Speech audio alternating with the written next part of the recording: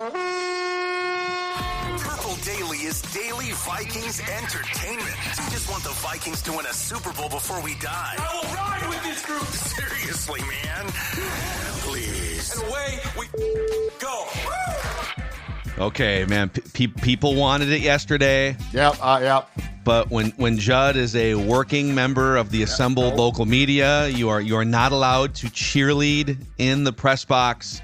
But now that he's back in the controlled environment of Judd Zulgad Studios, LLC, get the flag. There it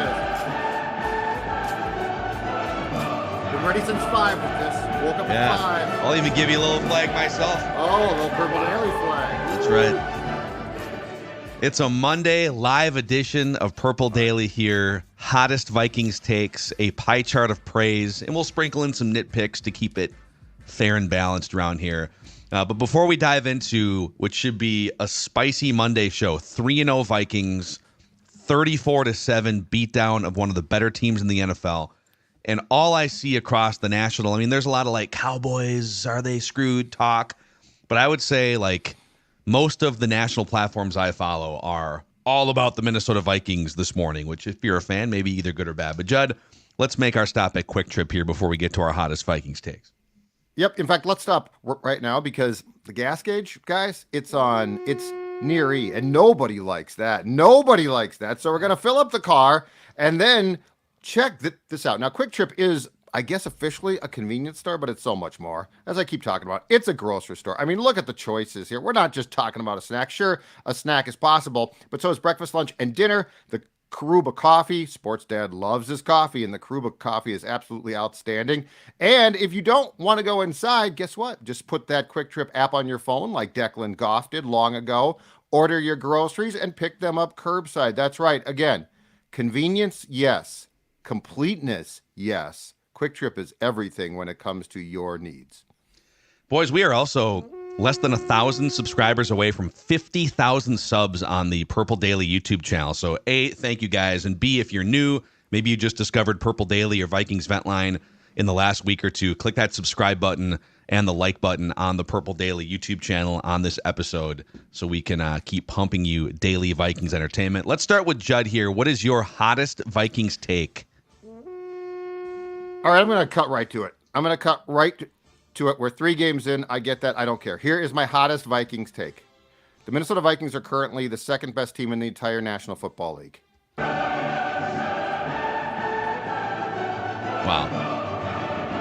Right? You heard it right. We need to bring back the pigskin pecking order. Part of the reason why we sort of put that off to the side is we weren't sure if they were going to be in it this season. And it's sort of boring because it's like, oh, I could torture them into 10th last year. It's like they were 10th occasionally. But here's my reasoning after some deep thought, because this is an easy take unless you really mean this take, okay? The Chiefs aren't playing great, but they are still, in my opinion, the best team. They did this last year. In fact, they lost more, I believe, early in the season last year. They won the Super Bowl. They have the best player in the entire league. I mean, there is no getting around the greatness of Mahomes. So I'm not going to go so far as to say that the Vikings are the best team. But yes, I believe that right now, if you look, and we discussed this last week, and I sort of said, let's wait, in my opinion. But if you look right now, they are the best team in their conference. And I think that's a hot take, but I think it's an accurate take because of this. They just won back-to-back games in convincing fashion in some ways in both, but certainly on Sunday against really good teams with really good quarterbacks. And it was such a complete performance. I mean, the defense has been phenomenal. The offense, though, you can't take away from what they're producing. Darnold yesterday did not have a pick. Now, he threw some bad passes, but they weren't picked off. I think that I think it's very safe to say that right now, the Minnesota Vikings are the second best team in the entire league, and that they are the best team. And I don't think it's like right now super close with how they are playing. I think they're the best team in their conference. Wow. I mean, my arms are already tired. I know. Let's go. That's what happens when you come in cold after not doing it yesterday, right? Yeah, it's so hard. Like the early part of the season, so many things change between September and November, but these aren't close games. The San Francisco game wasn't close until Aaron Jones fumbled on the goal line. That was going to be a 2 or 3 score victory. Yep. They are running the ball far better than they have at any point under Kevin O'Connell. A good defense last year has become a borderline great defense. The Vikings through 3 games, second in scoring defense, 10 points per game allowed. And like the Seahawks, I think, are underrated even at 3-0. But the Seahawks they have the number 1 yards per play defense in the NFL. They're allowing like 3.5 yards a play. But they've played the Broncos, the Patriots, and then the Dolphins with their second and third quarterbacks yesterday. Yep. The Vikings are doing it. And I know the Niners lost again yesterday, but they were down Kittle.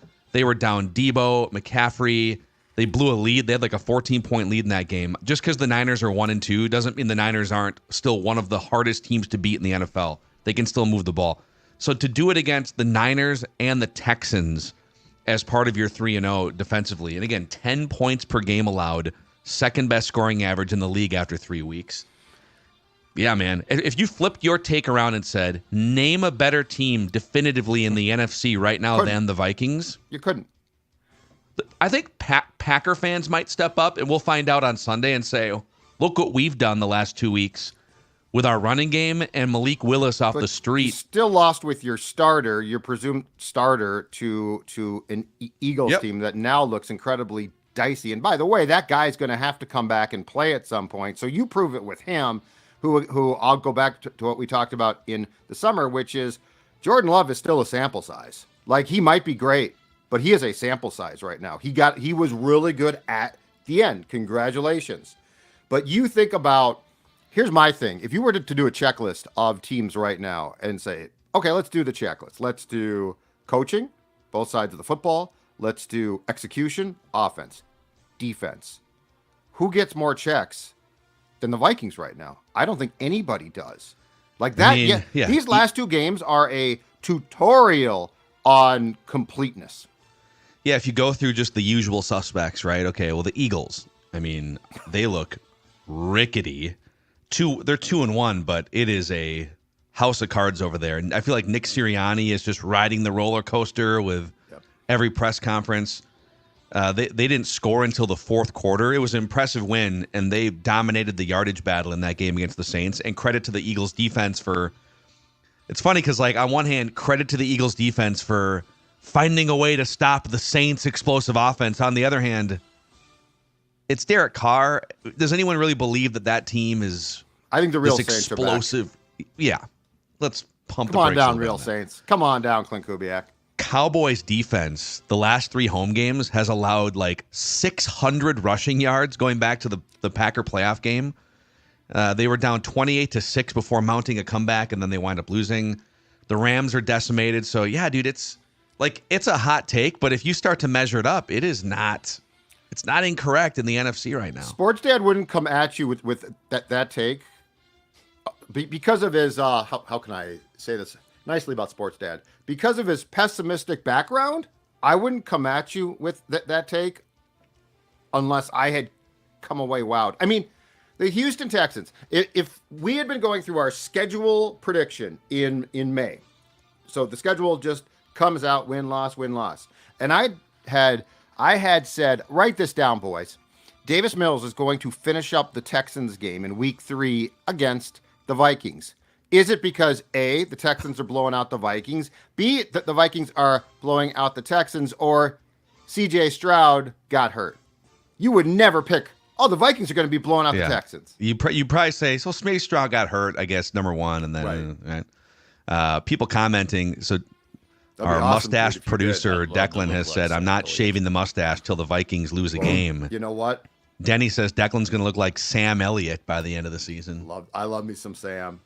Yeah. Roadhouse. Do you like the Gronk commercials that he's doing? Well, I like him. Gronk's, and I wish he'd like beat up Gronk though or something.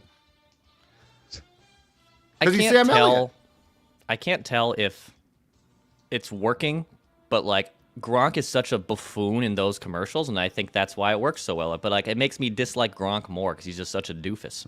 Yeah, I agree with that. Like, that. he acts like such a doofus. Mike Francesa on his podcast said like he ripped Fox. Fox turned Gronk into a clown. It's like, I mean, hasn't Gronk just always been Gronk? Yeah, he's a clown. Right. You know what you're signing up for. And to Sam's credit, he can't play anyone but himself. He's not going to which is clown the around. No. Yeah, right. Exactly. He's the coolest cat. He's Sam Elliott. Yeah. Right. Exactly. Like, he's like, if you want me to dumb it down to Gronk style, why don't you go find another actor to do these commercials? Yeah. How many takes did they rifle through? Okay. Over to Declan. What is your hottest Vikings take? Similar to Judd's, but I'm going to word it differently. And I think it still plays. I don't think I have to completely call an audible here. Nobody has a better path to be Super Bowl contenders than the 2024 Vikings. Nobody. No one has a better path to be Super Bowl contenders. They're 3-0. They have a defense that's confused two of the most richest and prolific offenses in terms of personnel, coaching, quarterbacks. I mean, those are two back-to-back wins that you dominated in, by the way. It wasn't just like you won on a crazy field goal or weird turnover situation. You dominated in both those games. This entire defense has been rebuilt overnight. You're plugging in players like Kamu Grugier-Hill, and he's picking off a pass on the first play of the game. Harrison Phillips is deflecting passes. Jonathan Greenard was left on the street, and he might even be better than last year. He was really good last year, and the Texans said bye-bye, and my God, Greenard definitely took it to his former team yesterday. Meanwhile, you have a head coach who has schemed an offense with Sam Darnold thriving. There should be no reason why Sam Darnold should not be the favorite to win Comeback Player of the Year and receive MVP votes at the same time. Absolutely should have the Comeback Player of the Year award sewn up if this continues, and then you should also probably even get MVP votes. You plugged in Aaron Jones this running game, and this offense is without Jordan Addison for the last 2 weeks and is still waiting on TJ Hawkinson's return from the IR. You have a kicker who's nailing kicks, doinks them in. It doesn't matter. As long as they go in, I don't care. I mean, you tell me a team in the NFC, when we broke this down a little bit here just 5 minutes ago, who has a better path? The Vikings are undefeated. Their schedule's going to lighten up a little bit after the bye. Like, I'm looking around here, and I'm totally bought in with this Vikings team, and I'm super excited for Sunday against the Packers. But I don't see a team that has a better path to be Super Bowl contenders than the Vikings. I really don't. Well, and we comb through the NFC part of this, and there's a whole AFC section here because obviously, like the Ravens were clawing just to get their first win yesterday. On the schedule front, because that's part of this. I mean, they're not going 17-0, so you're gonna find some spots here. This game at Lambeau. This thing's gonna be out here by the time 17-0 is. But yeah, look like what was that guy's name? The Looney Tunes guy. The guy, the shoot 'em up guy, Sam. Yosemite Sam. Yosemite Sam. That's what you're gonna look like. Yosemite Sam. Yeah. I mean, Green Bay. That they've been formidable without their starting quarterback. But I think as you go forward here, I'll take my chances with Brian Flores' defense against a 40-year-old Aaron Rodgers, who looked a lot better in week 3, granted. But like that Rams game looks different on the schedule. That Jacksonville game looks different on the schedule. Those Bears games that everyone, oh my God, the Bears are going to be the team to watch out for in the NFC. Hey, they scored 2 offensive touchdowns yesterday. Congratulations, Chicago Bears. Yeah, trying to claw their way back. How about the Bears, by the way? I think Caleb Williams leads all quarterbacks. So he's like second after 3 weeks in pass attempts. Just fire everybody on that Bears coaching staff. Complete malpractice offensively. But a lot of these games just look different on paper than they did before the season started. So, okay, I'll give you. I'm picking between 2 hottest takes. I don't know. Maybe we have to do like a second round or something, or mix some more in tomorrow. But I'll go down the Sam Darnold path here. Here's my hottest Vikings take. Sam Darnold is pacing to be the greatest reclamation project the NFL has seen in 35 years. And I did the research on this. So let's start with where his stock was before all this happened, right? Like let's go back 6 years ago, because his stock was so high coming out of USC. He was this can't-miss, athletic, big-armed quarterback coming out of USC, maybe the number 1 overall pick, winds up going 3rd overall to the Jets.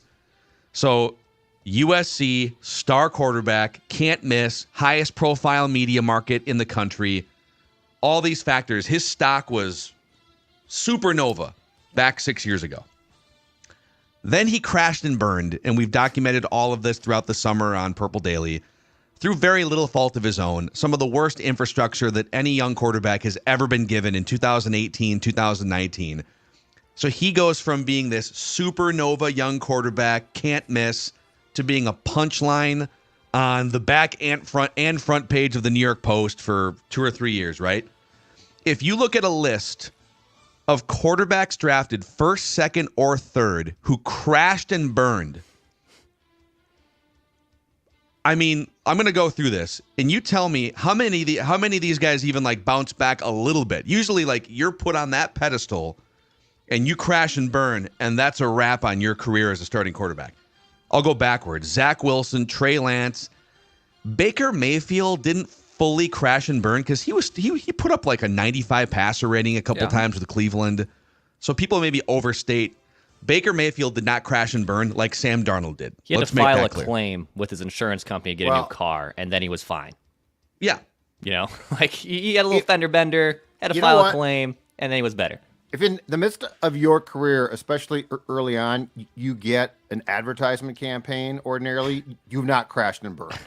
Yeah, he was... You know, like he still got the ads. Like he wasn't great, and that went pear-shaped, but like the list that you began with, no one's selling insurance on those. No. On the first part of that list. Zach Wilson's not selling insurance. Mitch Trubisky, Carson Wentz after the injury, that's another sort of asterisk. Jameis Winston, these are top first, second, or third overall pick quarterbacks. Jameis Winston, Marcus Mariota, Blake Bortles, RG3, Jamarcus Russell, Vince Young, Joey Harrington, David Carr, Tim Couch, Akili Smith, now we're into the 90s, Ryan Leaf, Heath Schuler, Rick Mirer. These are the guys drafted first, second, or third that came in. Oh, we got Rick Mirer to save our franchise. We got Jamarcus Russell, crazy arm, right? Crashed and burned, and they don't come back from it. The last guy to come back from it, if we take Baker Mayfield off the table, was Jeff George, who was drafted in 1990 by the Indianapolis Colts. It was a tumultuous 3 or 4 years. He's fighting with coaches. It was a disaster. And his career reclamation came with a little bit with Atlanta statistically, but then like the Vikings ultimately were his big season in 1999. So if Darnold bounces back, and by the way, he's younger than Joe Burrow, he will be the greatest reclamation project in terms of a first, second, or third overall pick who crashed and burned and rose from the football dead that we've seen since the early 1990s. Yeah, I think you're exactly right. You know, the Jeff George thing, to what you just brought up, was interesting because a lot of that was just self-sabotage. Like Darnold failed, but it wasn't because he did like something wrong personality-wise, right? Like Jeff George was nothing but a pain in the ass. And you have to think if he hadn't been, he probably doesn't run into the problems that then caused him to bounce from team to team. But Darnold is incredible, and it's incredible to see. And I actually think that this is going to cause more teams to swing the pendulum of going to QB friendly coaches, which has started already. Don't get me wrong, but like this is going to be another sign of this is why you hire a quarterback friendly coach to be your head coach. If you're looking to develop quarterbacks, but who's not? Because that's the trick, right? Yeah, I think there's cases to be made if you already have an established person who can play that position, find a great leader, and if that means a great leader who can coach defense. But yeah, I mean that the offensive side of it. It's so dependent on making sure that a 22-year-old quarterback doesn't get washed over his first couple of years in the NFL. Correct. What if there is not to be, as we've talked about, what if there's not really to be a middle class for QB contracts, but rather a pendulum swing towards something like this, which is if you've got a coach that can identify, that's the key, right?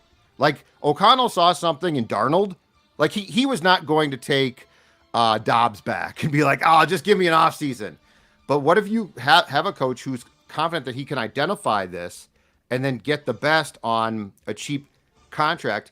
And the Vikings, it's the best of both worlds because you got McCarthy in the wings. But there's a second part to this that Kevin O'Connell has been great at too. It's avoiding the landmines and knowing looking at Will Levis when we're doing a draft party at Park Tavern 2 years ago. Yep. And oh my God, That's what I'm saying. Will Levis is Yes. available. The Vikings should draft Will Levis, and Kevin O'Connor, probably people in that building are saying, "Hey, Yep. KO, Quace, Yep. Will Levis is sitting right here," and KO is saying, "No, that is not personality, whatever it is, decision making. That's a landmine. Let's avoid the landmine." Yeah. And now Tennessee's finding out every game that dude throws a pick six or does something stupid to cost them a touchdown or two. And that's what Ponder was. Like if Kevin O'Connell had sat in a room with Christian, who is incredibly smart, like book smart, and I'm sure could drop plays, O'Connell would not have said, okay, he's it. O'Connell would have said, no. So like this is, if you can identify and cultivate. And I think with Darnold, it's cultivating more than identifying, although that certainly plays a role. But I think with McCarthy, it's identifying, right? Like all the quarterbacks, and he's like, no, you know what? For the first time in my time here, partially because Kirk is gone, this is a guy I want. So like but it just feels like a really interesting and effective way to trick up the game to keep the quarterback's contract where it allows you to do what this team has done. Like this is a masterclass on, well, tell me, who are you going to go get? Well, look at what they've done. Yeah, and it allows you, with how deep this defense is, you can be missing 2 or 3 key rotation defensive player. Ivan Pace can be out, and Dallas Turner can be out, and we'll just run one of the 18 trustworthy players we have across multiple different positions out there. And if you're the Cowboys or if you're the Vikings prior to making the decision they made in the offseason, you don't literally, Jerry Jones was asked after that Cowboys game yesterday, in which Derrick Henry ran roughshod over. Now, the Cowboys almost came back and won. But he was asked after the game, hey, did seeing Derrick Henry run roughshod make you think back and maybe think twice about not signing him? And Jerry Jones said, we couldn't afford him. Like, we can't. We got a quarterback who's making 60, and they were planning for that financially, obviously. They didn't sign Dak until like 2 weeks ago, right. But we know that he's going to make 60. We know that we're going to pay CeeDee Lamb a boatload of money, and we know that Micah Parsons, like, we couldn't afford. And so if you're the Vikings and you decide, you know what, it's a little risky to move on from a known commodity, but we also open up the freedom in 2024, 25, and 26 to spread some money, extend some guys, sign some free agents. So, by the way, how nervous should we be about the knee injury yesterday to Sam Darnold? He kind of said, he was asked about it after the game and said, we're going to get an MRI, take a look at it. I'm not going to speak on my availability for next week quite yet. I am not, as a guy that heard O'Connell talking about McCarthy a couple of days after the exhibition game against the Raiders, and I was like, this does not sound good. So, like, if that's a scale of 1 to 10, sports dad concern, I'd put that at like an 8 because there was just clearly something off, and it's like, this does not sound good. I would put this at more like a 6 because I am concerned. Now, am I concerned he's lost for a long period of time? No. I don't think he comes back and moves around like that if it's like season end. But adrenaline is a great drug, and now he's, I'm sure that they say that they do the examination on Monday. I think that's a bunch of hooey. I think that they do it on Sunday night. He's going to be, in my opinion, he's going to be on the injury report on Wednesday, and I will not be absolutely floored if he can't play against the Packers. No. Or does not play. But I'm not concerned like I was about when they talked about JJ McCarthy. Yeah, we'll find out more later today. It'll be reported, I'm sure, the results. Mike Shea said, oh boy, here comes the Kirk rhetoric. Laugh my ass off. Well, do you have any Kirk rhetoric that you'd like to? We're just not going to talk about that Falcons game last night. So that was a great close game. Great opening scripted drive there by the Falcons last night, and then they almost pulled it off in the end. Haven't seen that script before. Good luck to the Falcons, though. Kirk helped me win an underdog pick'em yesterday, so I don't know what we're talking about. Okay, look, I don't know what you're talking about. Kirk, I took an interception over for Kirk.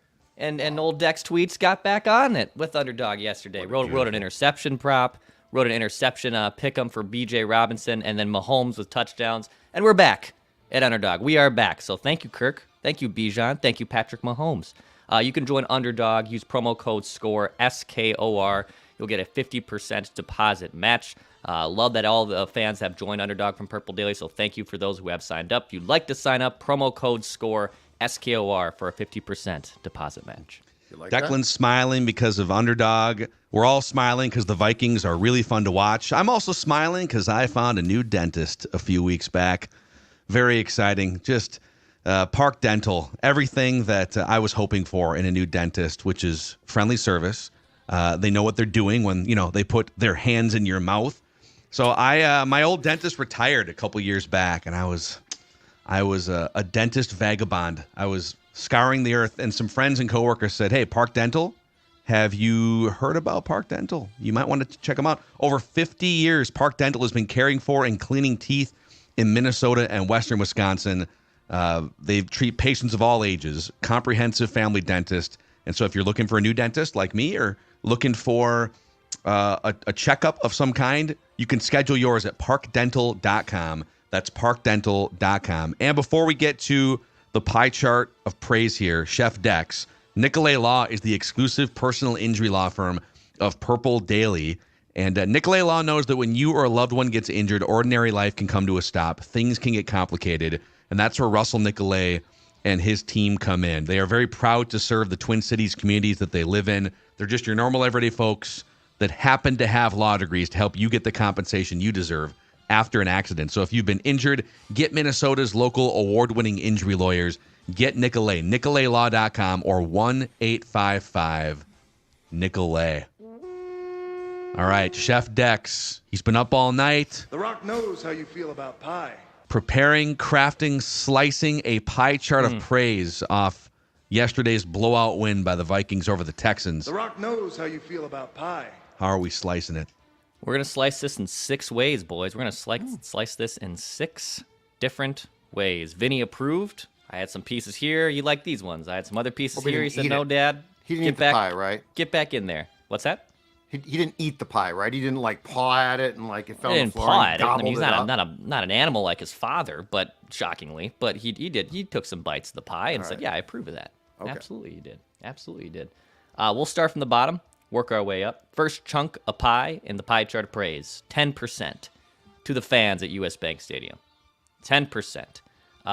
I was able to cover the majority of home games from 2016 through all of 2019. I saw the Minneapolis Miracle. I've seen that place rocking absolutely. But I have to imagine yesterday was probably the best regular season atmosphere in that building in years. They literally forced the Texans to jump offside 4 times in a row. They were just absolutely rattling and in the face and in the ears of the Texans offense. They were appreciative of the big plays. They applauded Sam Darnold when he came back out on the field.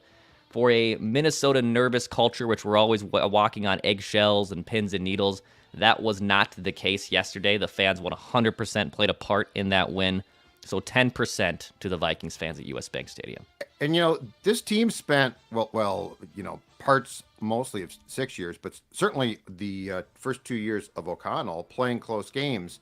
And there's noise there, but it's nervous, like you said, right? It's a tension. Mm-hmm.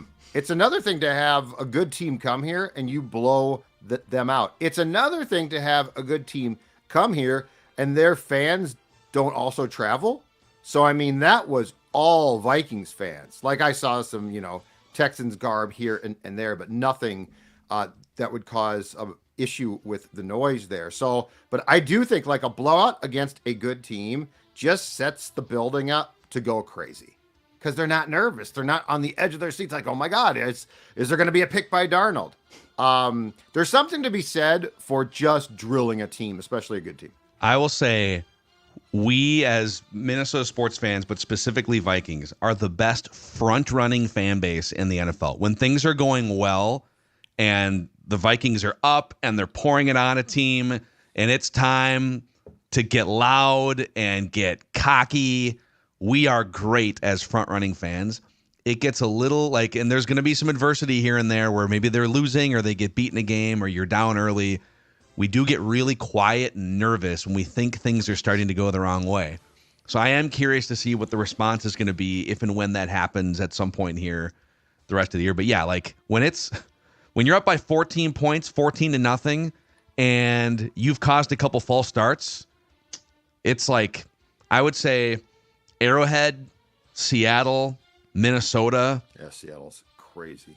Those are probably the three that I think of right off the top Superdome of is my really head. good too. Yeah. Yeah. It gets Yeah, really that loud in can there. be disruptive and loud. Okay. The Rock knows how you feel about pie. All right, second piece of pie. I'm going to stick with 10% here. I have some players that I want to shout out, but I'm going to stick with 10% here. 10% to the quarterback, Sam Darnold. Now, 4 touchdown passes. I get that. That's a lot of touchdown passes for him. One of his best days statistically of his career there. 181 yards. Rating was good, 119. But we still had, especially on that first drive, we had the full Sam Darnold experience. We have a weird shovel pass situation that should never be shoveled.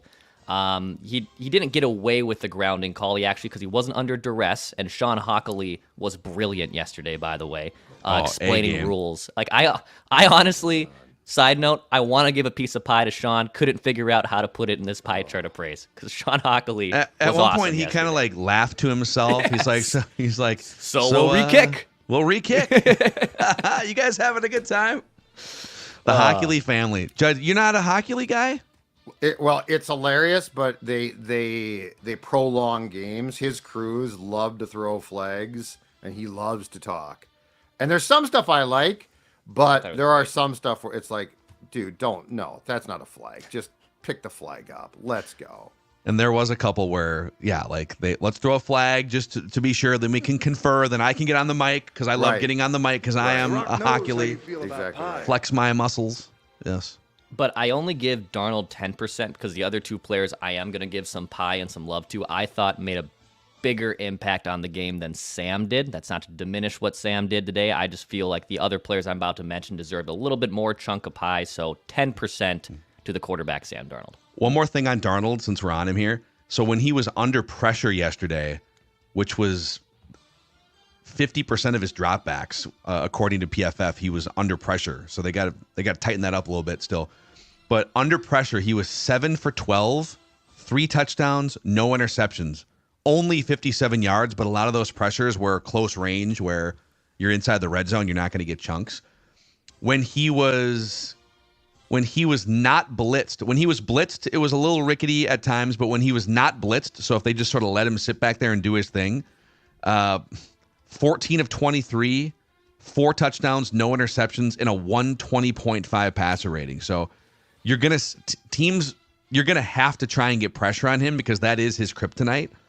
But I think Kevin O'Connell has prepared him so well that, hey, if they're blitzing or getting pressure, here are your answers to the test. Yeah. Here's where you throw hot, and he feels comfortable now.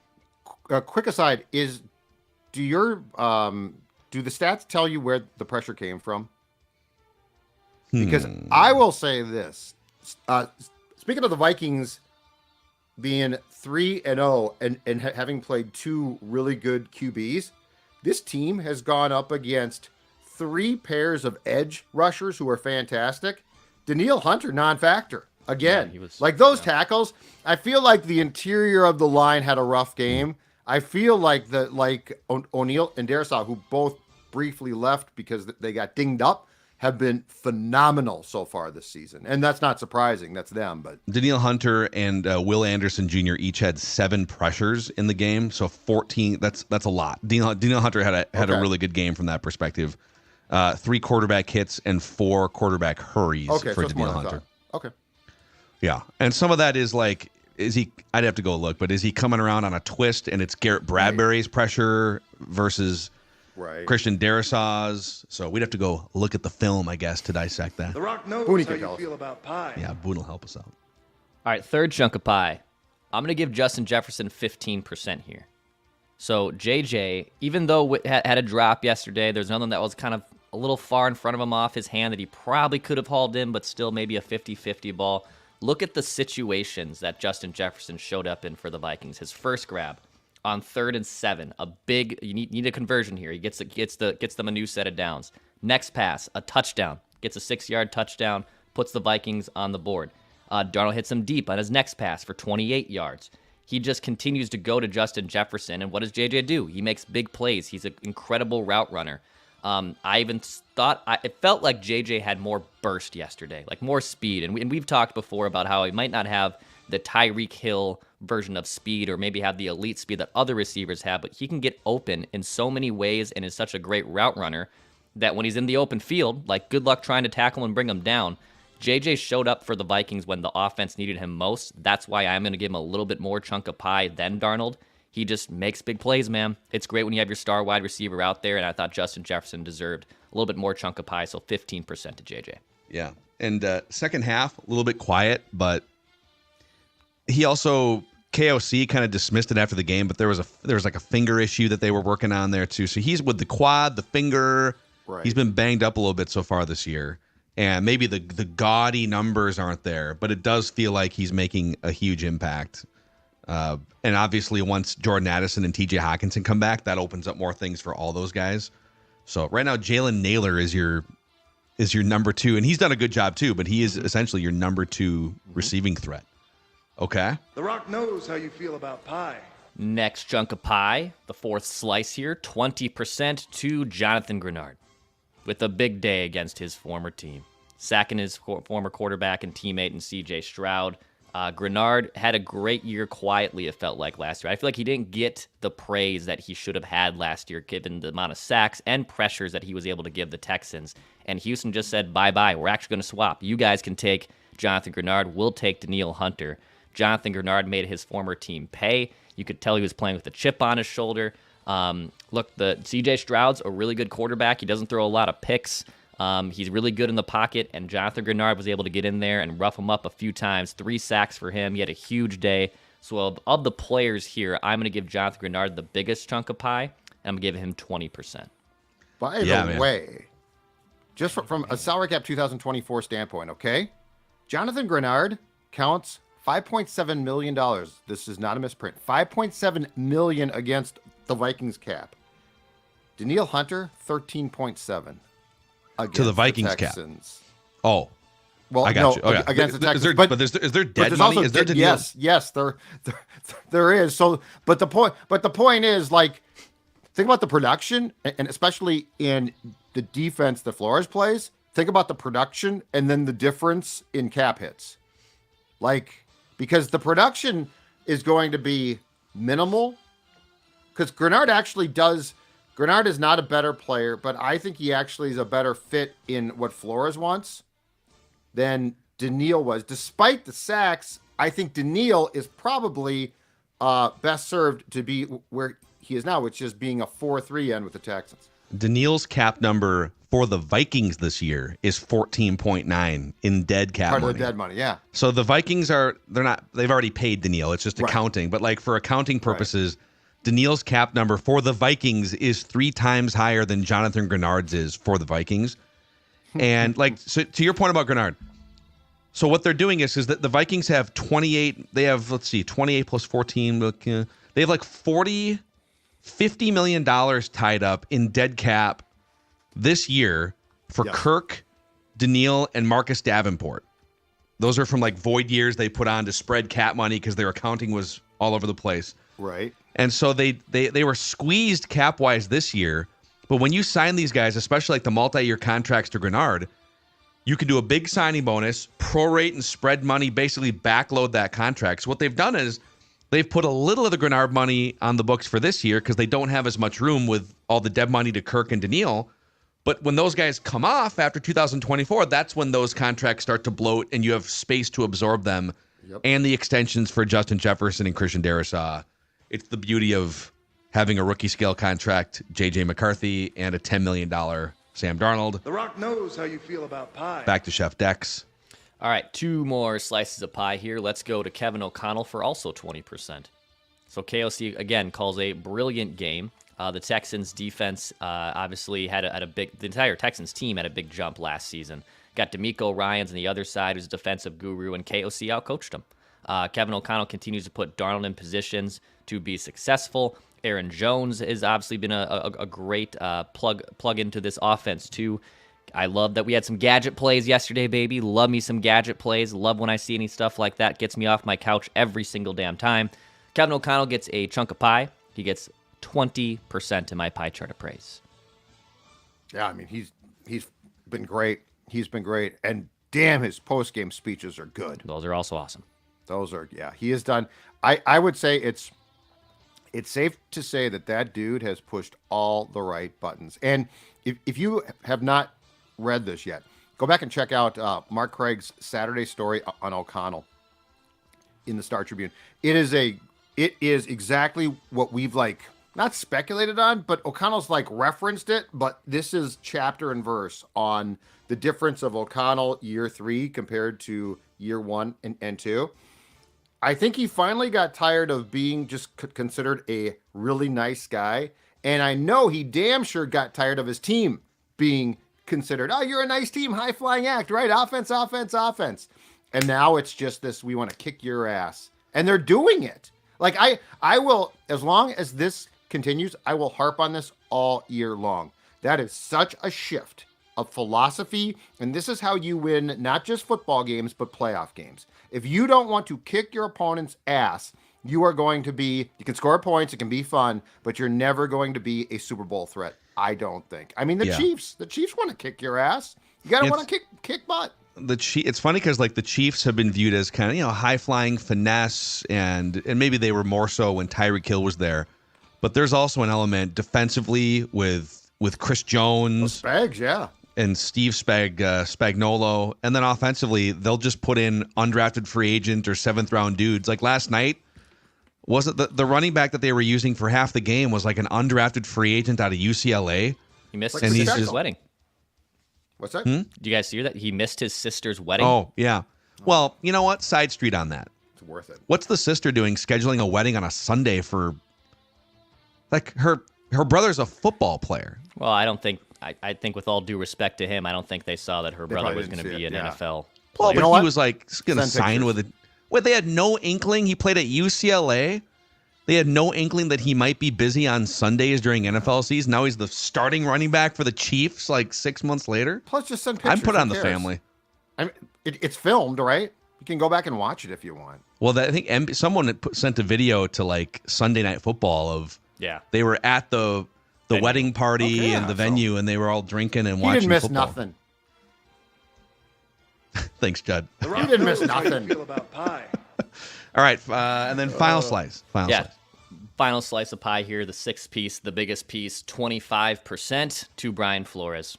I thought Brian Flores was probably the most important person on the field for either team yesterday. I mean, he holds the Texans' offense to just 1 touchdown. The Texans can't get anything converted on 3rd down either. They were without Joe Mixon, which is a loss for the Texans' offense. But just 38 rushing yards allowed. You have Stephon Diggs, Tank Dell, Nico Collins. You have a lot of good wide receivers there. The Vikings cornerback room has been, at least going into the season, was going to be suspect. That didn't matter. The Vikings did a great job. Look, let Stephon Diggs have 10 grabs for 94 yards. That's totally okay. And the longest pass play the Texans had, I should say, was just 34 yards yesterday. So Brian Flores continues to cook. That's one of the best offenses in the NFL. They were held to just 1 score in basically garbage time. Brian Flores, I thought, did the best job of anyone on the field yesterday. That's why I'm going to give him the biggest chunk of pie. So 25% to the Vikings defensive coordinator, 20% to Kevin O'Connell, 20% to Jonathan Greenard, 15% to Justin Jefferson, 10% to Sam Darnold, and 10% to the Vikings fans. That's The my Rock pie knows chart how praise. you feel about pie.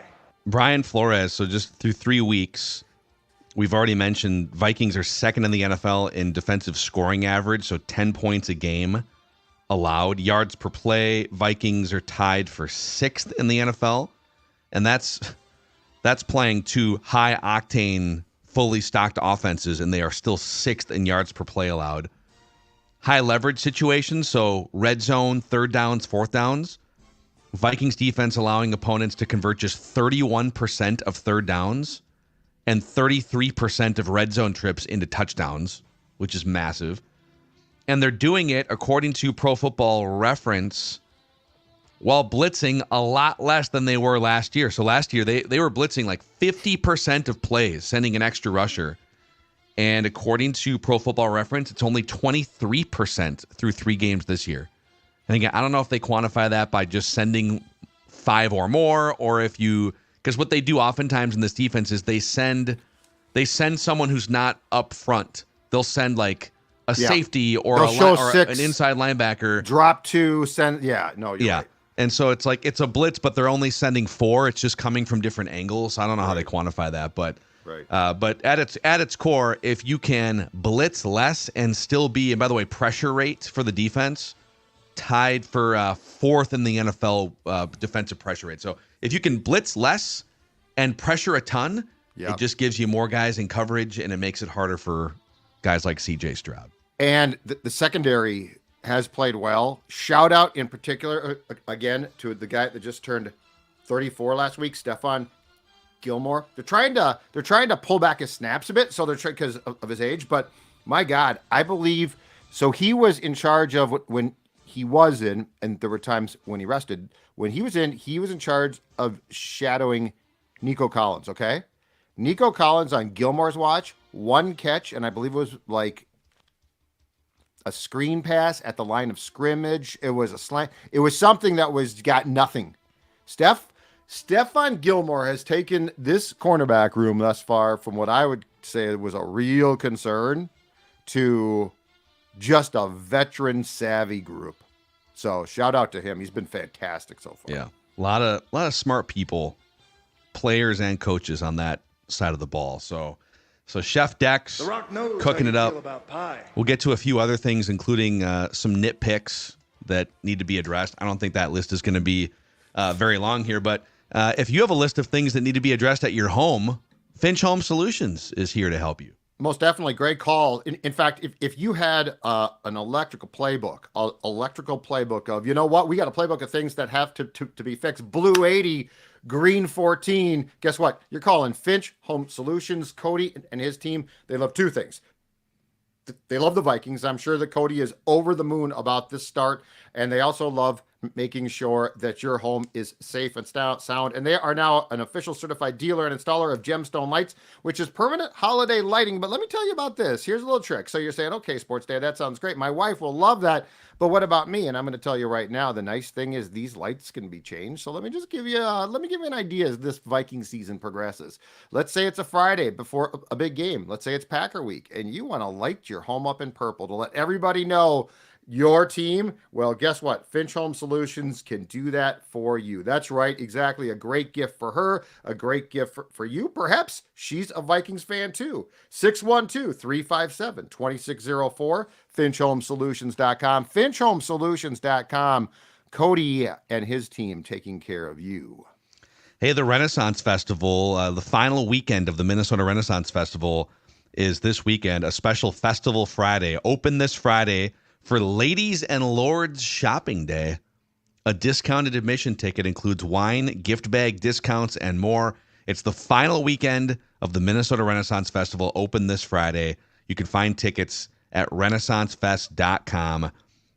Throw axes, wield swords, watch live armored combat jousting, and the food there is fantastic. Discounted tickets at renaissancefest.com.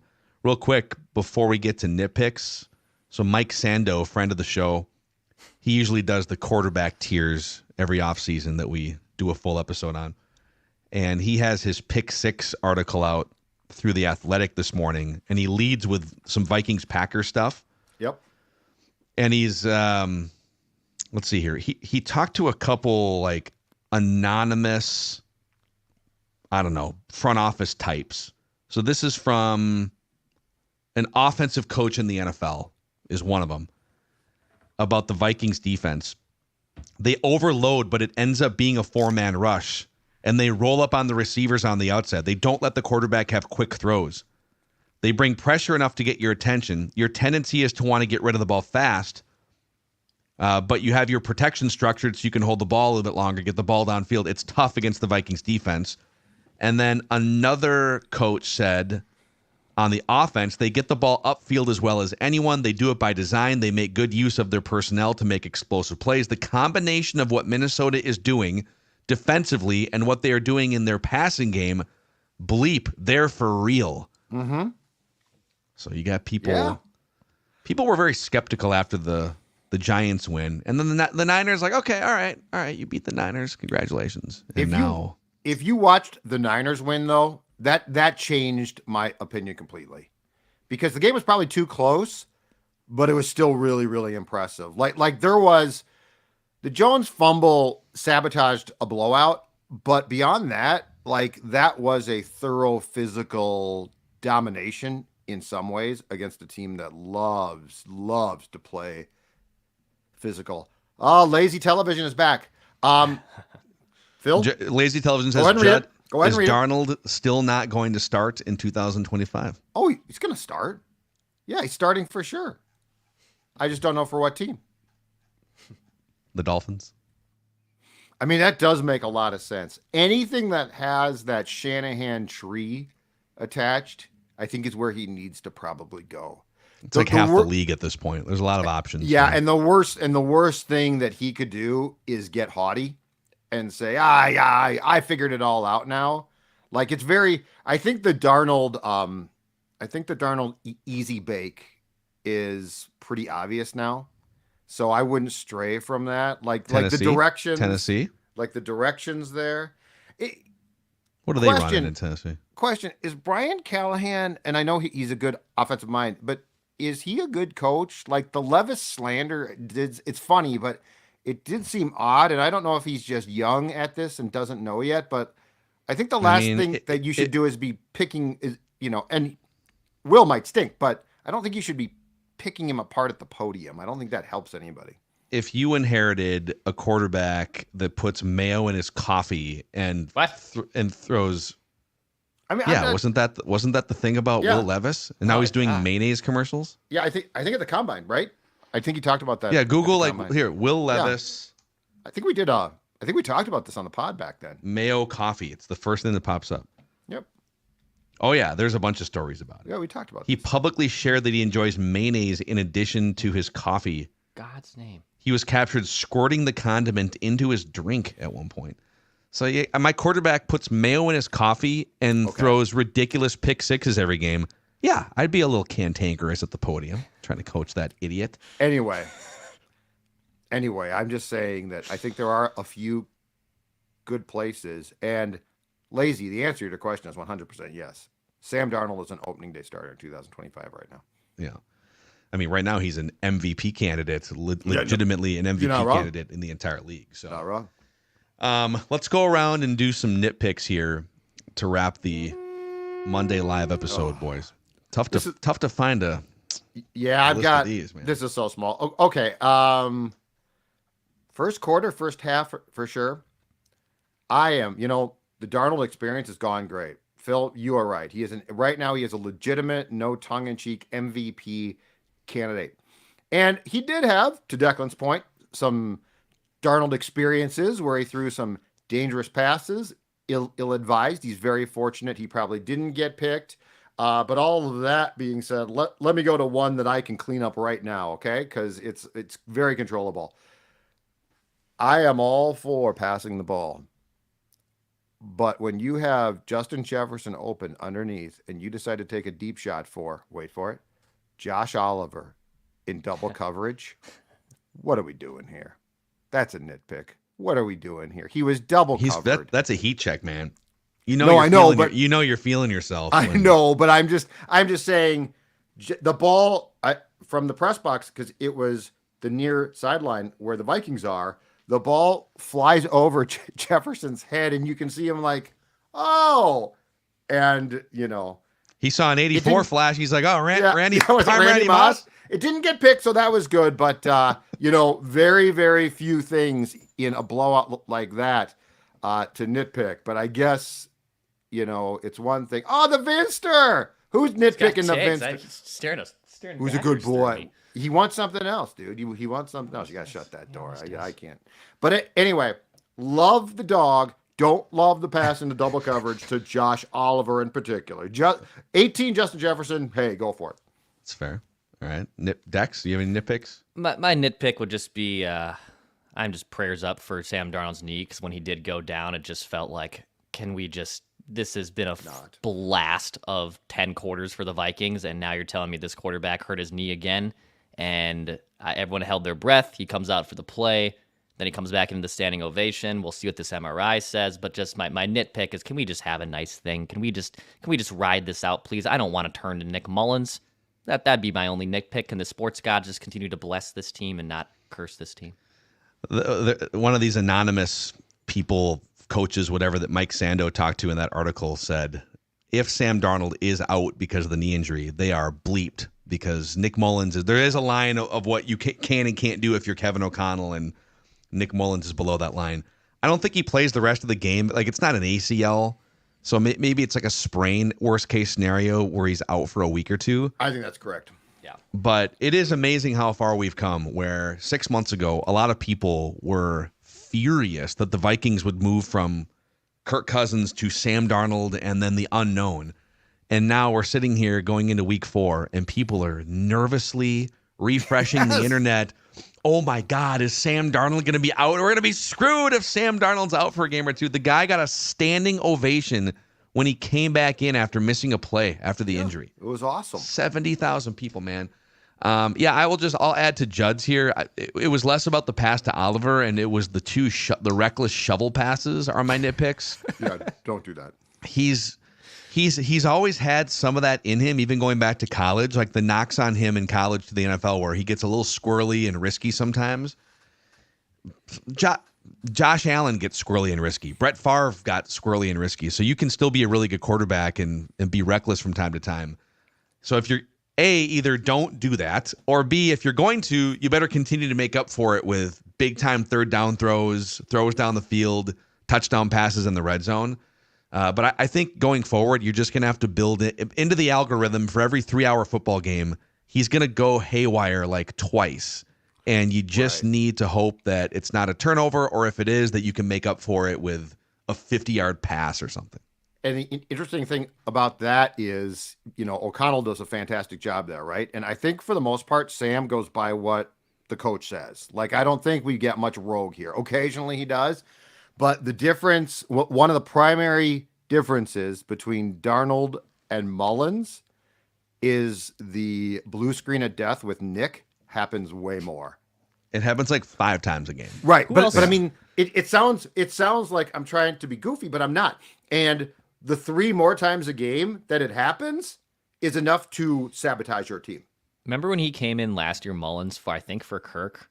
And for whatever reason, they decided to do a pass play and not a just run up the gut like they did yesterday with Mullins. And he nearly just threw again a blue screen of death play. Like when he came in yesterday, I was just, please, for the love of God, hand off the football and don't screw this up. Because he has that in him. What was his play against the Bengals in that December loss where he's getting sacked and it's okay, dude, just go down, take the sack, and he decides to throw the ball, but he just puts it up in the air, and of course the Bengals defensive tackle. That's right. Yeah. Do you think the first one, the first shovel pass that Darnold had, where he was, I can't remember, I think was he in the grasp and he kind of flips the ball? Yes. Or he was running and being tackled and kind of flips the ball. He was in the grasp. But there was a defender right there that could have picked it off. Yeah. And I saw some people, maybe it was just my dark corner of Vikings Twitter, saying that was actually a heads up play because it was forward. He knew if it hit the ground, it could be an incomplete pass. And my 2 questions are did he not see the defender? Right. And 2, do you really think he was doing the calculus in his head as he's running for his life? This is less risky because I'm throwing it forward. Right. So, hey, they've gotten away with it so far, and he's probably going to do some more of this, and it's a big part of the reason why, he flamed out in New York and Carolina, but he's making up for it on the upside, just like Brett Favre did, just like Josh Allen does, where you can live with some of these turnovers. I mean, hell, Dante was reckless back in the day, either with fumbles or just trying to make something happen. Small hands. His tiny little Burger King Whopper hands. Burger King hands. Oh, my hands are small. And gentlemen, let me tell you right now, start your engines because it's Packer week. And it means something. I love Packer week. And it is, man, I mean, I was on this show a couple weeks ago after the Jordan Love injury saying, man, that Packers game, flip that to a win. Malik Willis, well, dude, Matt LaFleur has done a brilliant job schematically, and Malik Willis has been a quick study. So the Vikings have opened as 2-point underdogs at Lambeau this weekend. Wow. So they were favored against the Giants, right? And since then, they've been home underdogs twice. And think about this, just as far as storylines and matchups go. Think about, 3 games of film now of B-Flow's defense on tape. Matt LaFleur v. Brian Flores. I have a take on he's this. damn good. An early take on this. They're both good. The Vikings love to run out smaller personnel packages, right? They love to be versatile. And this is this isn't like breaking news. The Packers with Malik Willis have tried to limit the throws, right? Maybe 15 throws. They are going to try and run the ball down the Vikings' throat 40 times in that game. Yes. And can the Vikings put up some resistance against that? Potential hot take to end the hot takes on this Hot Take Monday. The Packers, no matter what Jordan Love's status is, should start Malik Willis. Going forward. No. This game. Oh, okay. I'm saying a compromise. Oh, I thought you were saying for the Packers picked the wrong quarterback. My column. No. Yeah, exactly right. That'll be on the Substack, Phil. I think there's zero chance. Dude, Jordan Love was like limping in his dropbacks before the game. This whole thing's a charade. But if he was cleared, I think you're right. But let's say he was cleared. I would still start Willis, given what you just said about the philosophy. I think a compromised Jordan Love standing in the pocket is dead if it's the Vikings. The run game potential, especially starting with the quarterback, with Willis, I think it plays to exactly what you just called for. Yeah. The threat of Jordan Love's not running for 80 yards. Malik Willis might. So just the threat of that in addition to the schemed up running game, this is going to be unexpectedly. If you would have said, hey, it's going to be Malik Willis versus Sam Darnold in week 4 at Lambeau. Is this going to be a premier game for the nation to watch? People would have been like, what? Yeah. But it is. And in fairness to the Texans, the one thing is they were down Joe Mixon and their backup. God bless him. Good guy. I think the Vikings love him, but Cam Akers isn't really a substitute for Joe Mixon. No. So. Cam Akers going on his third Achilles. So, all right. So much more this week. We'll have trenches with Boone. We'll have our state of the offense tomorrow. We are working on a potential special guest for the next couple days. We'll see if it comes to fruition. And then obviously write that down Wednesday and Thursday. So keep an eye out. And before I die on the podcast feed today, and if you haven't already, click that subscribe button and the like button on the Purple Daily YouTube channel and help us continue our climb to 50,000 subscribers. The Vikings are 3-0. Judd, one more time, sir, if you could. Oh, yeah. Get the flag. Woo. Shoulder surgery required. Where's that doctor seeing Darnold? I need him.